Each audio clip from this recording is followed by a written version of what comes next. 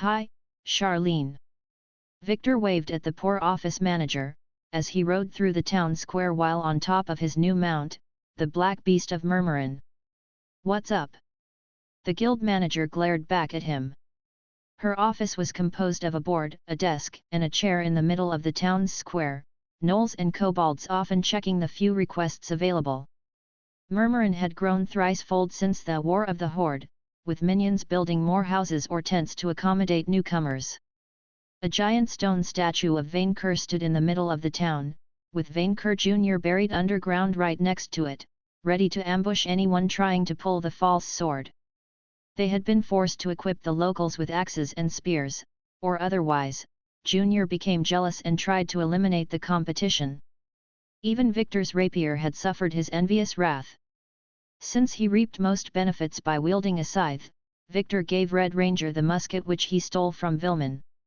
The raptor had proven himself an incredibly deadly shot, gaining gunslinger levels at a pace that surprised even the chief of staff. The Kobold Rangers had become the official sheriffs of Murmurin, keeping the monsters in line. In fact, they had even started taking requests from Charlene as official members of VNV, chasing rogue monsters who didn't submit to the Emperor's authority. They had a pretty effective strategy too. The weaker Rangers ganged up on and exhausted the troublemaker, and then Red swooped in to deliver a finishing blow. Kobolds being kobolds, they surrendered their gains to Vainqueur all the time. "I hate you," Charlene told him, clearly not happy to be here. Since she was the most familiar with VNV, having named them, the higher UPS had transferred her to Murmurin instead of someone else.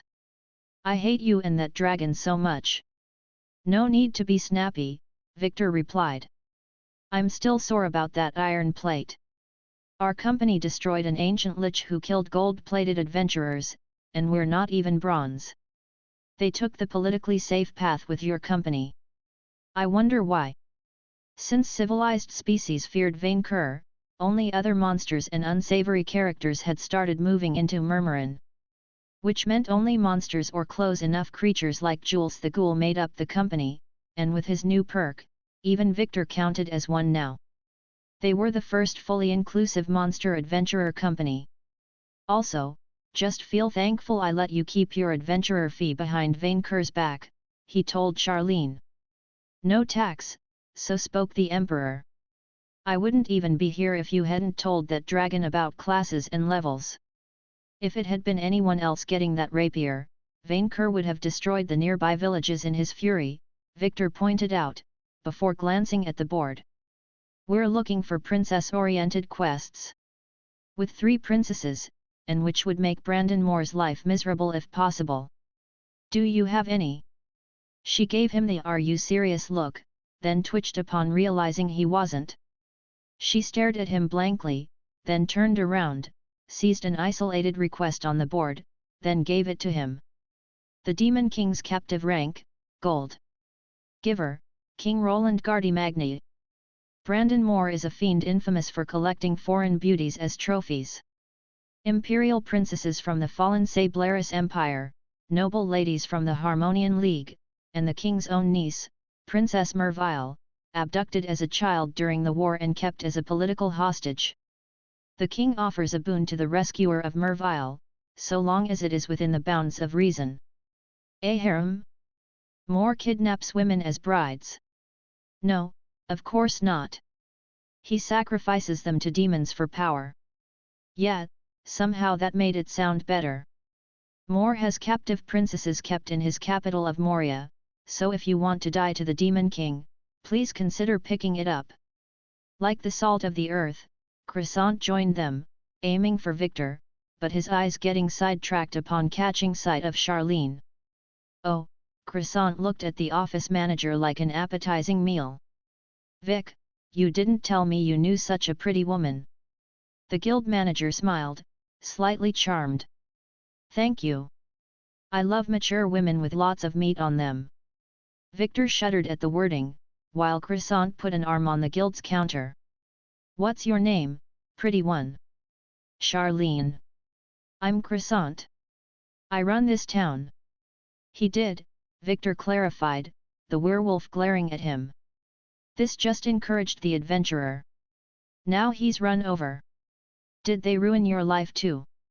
Charlene asked Croissant, giving him a sympathetic look. Like you wouldn't believe.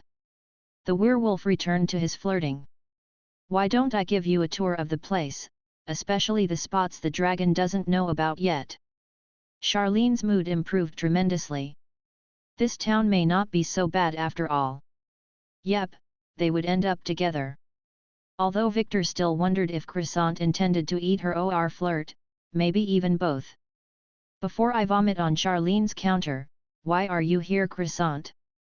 Savarus has brought a newcomer and is waiting for you at the town's entrance, and Sis and Allison have a problem with a summoned demon who won't let himself get killed at the temple. This gonna sound strange, but that woman outside creeps me out more than the demon. Victor would have loved to say this was the weirdest problem he had to deal with in Murmurin, but it wasn't. At all. He sighed, then had his monster walk to the town's entrance. He found Savarus talking with a woman his age whose raven hair was tied with a white flower. She wore some kind of university uniform, and felt, for lack of a better word, off-putting. Hey, Vic. Savarus waved at him. How are you? I hope work isn't stressful. Not as stressful as getting kidnapped by a lich while you watched, Victor replied with heavy sarcasm. Yes, but my life was in danger, Savarus said. I could not help. Yeah, right. Why was he friends with her again?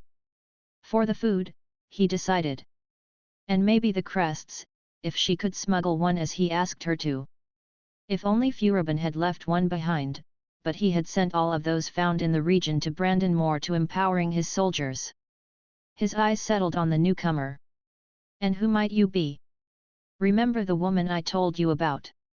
Savarus asked, slightly embarrassed. This is her.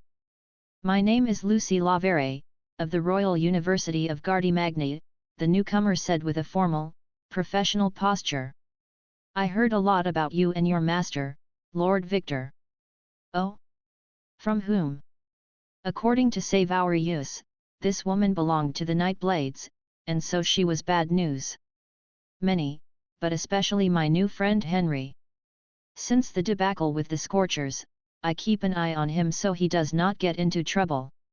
Somehow, her tone implied something sinister, which it probably was. Are you here to keep an eye on us too? Victor asked, suspicious. Depends. Are you going to meddle with the wrong crowd? The conversation had taken a sharp turn towards the tense. He could play the game too. Not unless you do it first. I will not. She smiled at him, but behind the smirk, there were sharp teeth.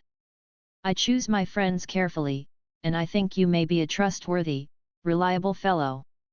He immediately used monster insight on her. Lucy Sinistra Lavere, alchemical vampire, undead/humanoid, strong against sunlight, moon, alchemy, darkness, unholy, blood, frost, necromancy, drain, insta-death, mind control, disease, poison, fatigue, sleep, and beast, boss undead, hey.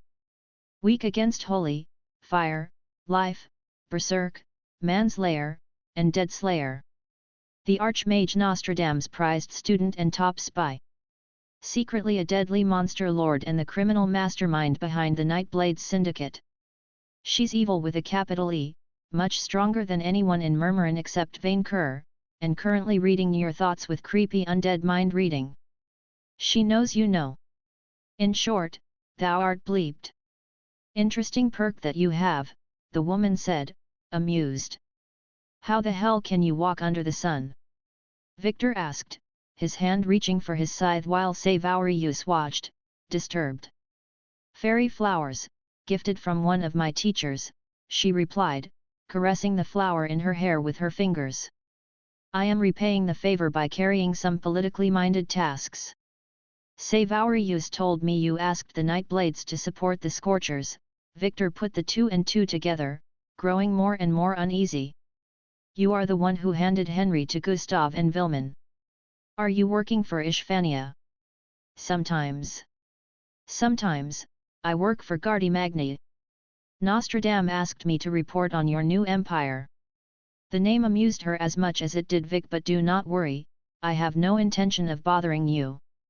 Unlike that lich in your scythe, I am not stupid enough to pick a fight with a dragon.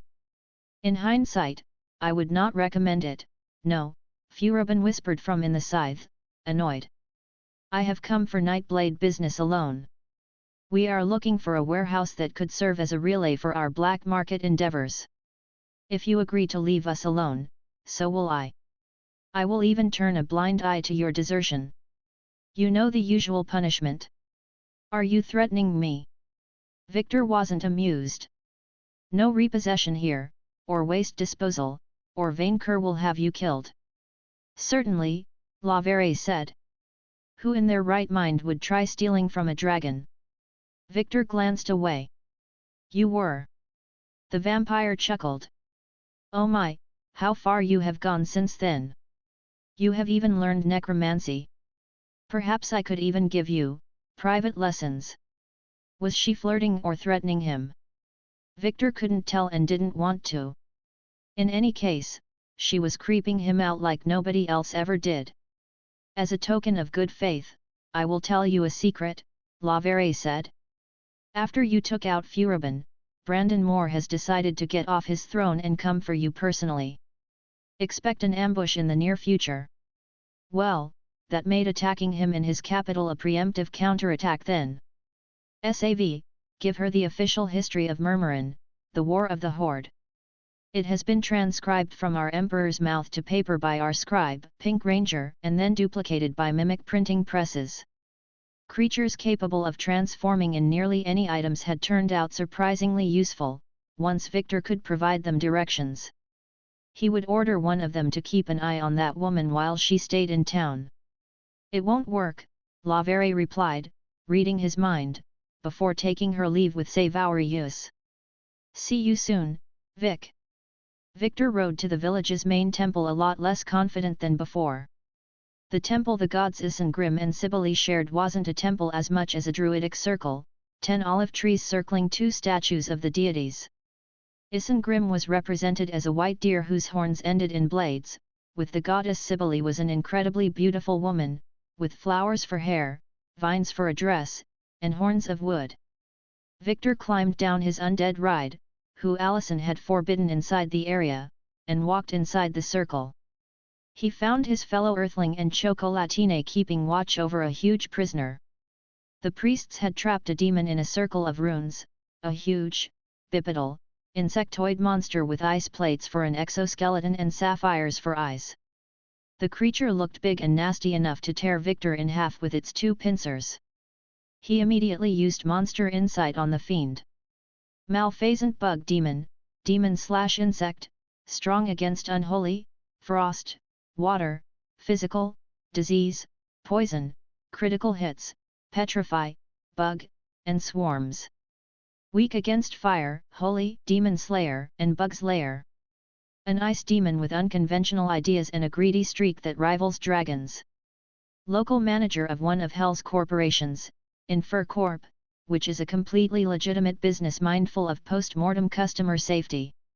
Has come to investigate the demon slaughterhouse. Vic, there you are. Allison glared at Chocolatine.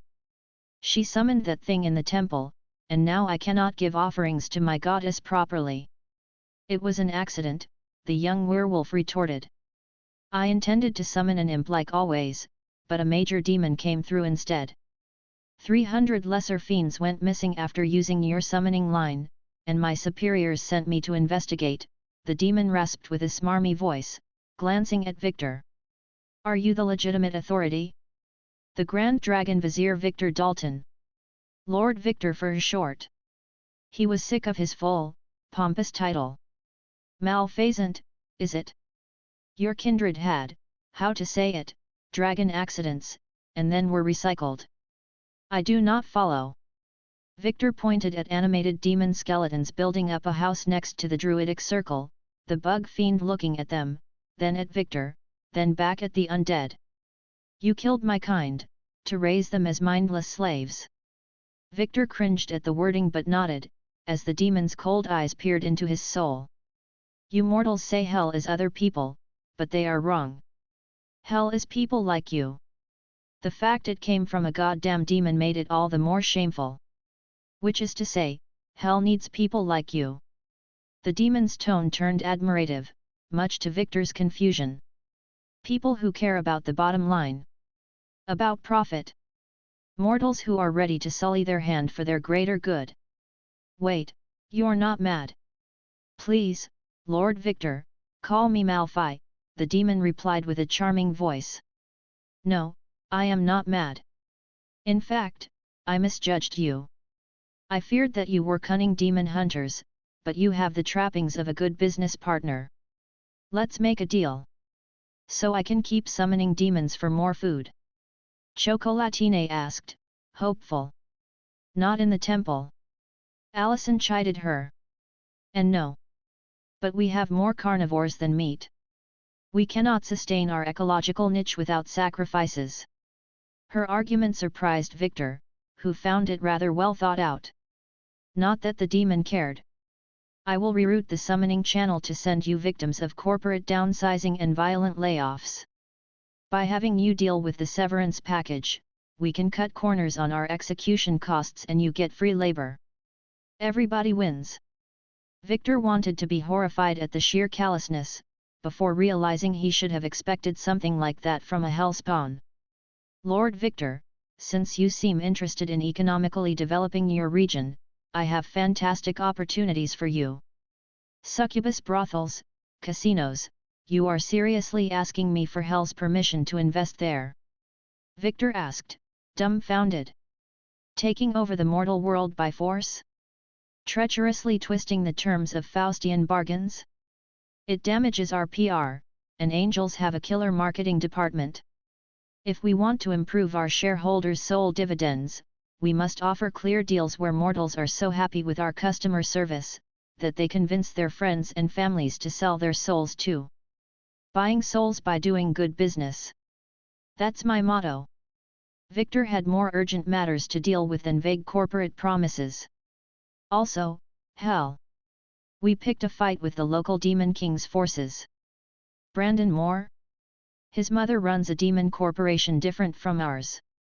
We often cooperate on joint ventures on Outremonde, but there is no love lost between us. That made it better, but just barely. If you want to come, you have to bring food, do whatever labor we ask of you, and respect the law, which includes no lead. In return, you won't pay taxes. No taxes. The demon's head perked up. This is way better than I thought. I will gladly use my control swarm ability to assist with food production. Part of the revenue from our ventures will also find their way to your pockets, alongside VIP privileges. Are you bribing me in public? No, of course not, I donate to the community. Yes, a bribe. Victor would keep 1/10 for himself and send the rest to Vainqueur, to avoid trouble. I would expect a demon to stay in Ishvania, Allison said, doubtful. King Moore imposed a heavy tax in order to fund the inevitable war of annihilation against Gardy Magni. Now, human sacrifices and slave gladiator combats, I can get behind. But losing 2/3 of my hard-won savings? Never. Charming. Is he telling the truth? Victor asked Chocolatine. It's a circle of demon binding, he is forced to, the werewolf said, before joining her hands. Please, please, say yes.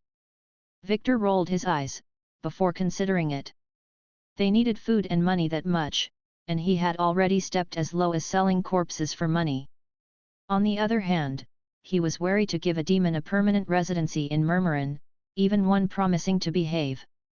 Okay, at least for the demon downsizing, he decided, Malphite letting out a happy sound and Chocolatine smirking with cruelty. But summon demons outside the town next time. For the investments. I need to consider it more though fully. I will return to hell and come back with a proposal from management. Thank you for your trust. Malphite vanished in a cloud of white smoke, the circle following afterward. "Thank you, Vic," Allison congratulated him. "I don't know what I would do without you. You just ooze authority now." "I'm still trying to get the Earl Jones tone right," Victor joked, "like you have failed me for the last time. You sound like Tim Curry, more creepy than awesome." "Okay, I'll try again. The Emperor is not as forgiving as I am." Which was true. "No, seriously," she laughed at his performance. "Stop, it sounds ridiculous." Victor had quite a fun time hanging out with Allison, talking about Earth, about their respective experiences, and life in general. She wasn't that different from him. She died a stupid death by causing an explosion while tinkering with a car's fuel reserve and adapted to the new world in spite of being surrounded by monsters. She liked gardening and was very passionate about making the desert green again. Her partner, Rollo, couldn't be bothered to do anything but gathering seeds and disdained everything else. Much like a certain other creature. He could definitely feel a connection brewing. "Hey, Allison," Victor plucked up his courage. "Would you like to have that drink tonight? I'm kind of fully booked with the orgy, but we can try tomorrow. Is tomorrow okay?" That wasn't the answer Victor expected. "You are breeding with other people." "What? No." She looked at him strangely. "I am a vestal of the goddess of pleasure, and the Moon Man cult is organizing an orgy. Since our cults are friendly, I have been asked to help with protective spells. And you participate. Vic, this is an orgy for werewolves. During the full moon." His brain betrayed him and provided him with a mental picture. It felt like an ice shower. "I'm sorry, I need to go out," he blurted out, struggling to breathe. "I need air." "We are outside, Vic." "Vic!" Allison called him, as he fled the druidic ring. "Vic, what's up?" Victor's mind blocked out her words, as the picture wouldn't leave his mind. God damn it, now he would need to drown himself in work to forget. He climbed on the back of his ride, ready to return to the castle when he noticed Chocolatine following him outside. "Yes. So, Victor, about that orgy," Chocolatine gave him a cheery smile. "Do you want to breed?" Victor gave her a blank, empty stare that should have made her drop dead. She took it as encouragement. "It's okay, I'm on the pill. No full moon transformation. We can put that monster rider perk to good use." "Okay, that was too many details, too soon." She skipped a lot of steps. "I didn't know you saw me that way," said the adventurer, unsure how to answer without her slicing his throat in his sleep. "I didn't either until you killed that lich with your scythe," she swooned, putting her hands on her cheeks. "The way you rode that undead beast and trapped his soul for eternal torment, and the way you showed that demon who was the boss."